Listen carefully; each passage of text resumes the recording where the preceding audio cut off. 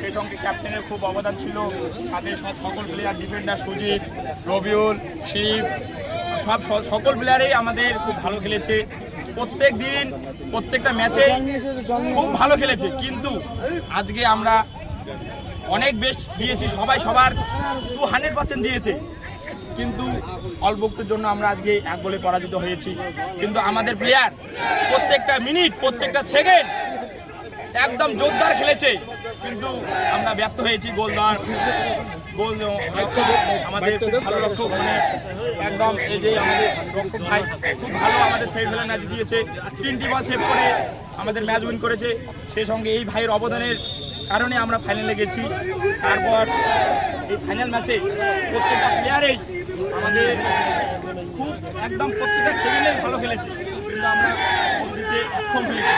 কিন্তু আশা করব আগামী বছর এই নরেন্দ্রকা ফুটবল ক্লাব খেলায় আমরা চ্যাম্পিয়ন হয়েই দেখাবো, হব। এটা আমাদের প্রতিশ্রুতি এবং আমাদের কথা, আমরা অবশ্যই চ্যাম্পিয়ন হয়ে দেখাবো। আজকে আমরা রানার্স হয়েছি, কিন্তু আমাদের কোনো ব্যথা নেই। আগামী বছর আমরা এই ক্লাবের মাঠে, এই মাঠেই আমরা চ্যাম্পিয়ন হব। শীতলকুচি বঙ্গবন্ধু